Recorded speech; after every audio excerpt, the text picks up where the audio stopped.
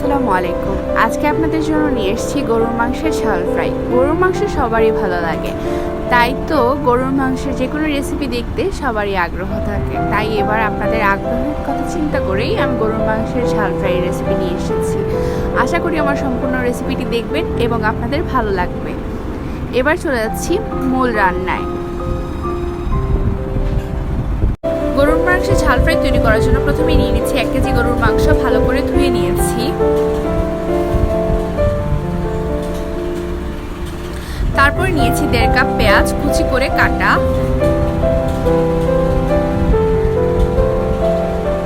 এবং 1/2 cup tomato এবং 4টা তেজপাতা। তারপরে নিয়েছি 10টা গোলমরিচ এবং কারি পাতার পাউডার। লবঙ্গ নিয়েছি 8টা, এলাচ, দারচিনি, লবণ এবং মেথির গুঁড়া। তারপর নিচ্ছি 2 টেবিল চামচ রসুন বাটা এবং 1 টেবিল চামচ আদা বাটা। তারপর একটি পাত্রে গরুর মাংসগুলো ঢেলে তার মধ্যে পেঁয়াজ কুচিগুলো দিয়ে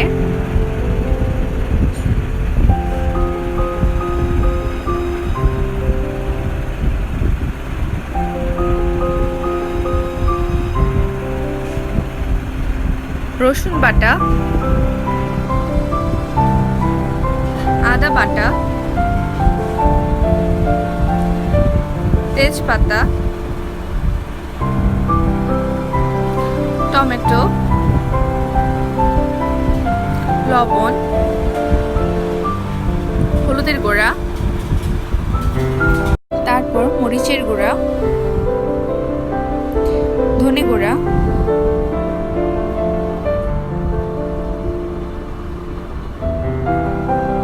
জিরা গুঁড়া,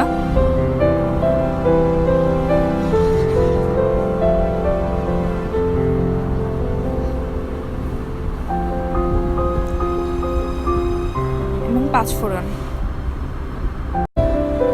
তারপর মেথির গুঁড়া, গোলমরিচ, লবঙ্গ, দারচিনি, এলাচ, কারি পাতার পাউডার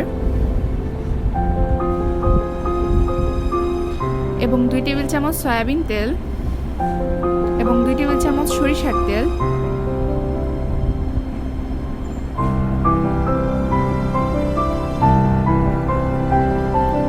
এক টেবিল চামচ সিরকা দিয়ে ভালোভাবে মেখে নিতে হবে। মেখে 20 মিনিটের জন্য রেখে দিতে হবে ভালো করে ম্যারিনেট হওয়ার জন্য। 20 মিনিট পরে চুলায় বসিয়ে মাংসগুলোকে ভালোভাবে কষে নিতে হবে।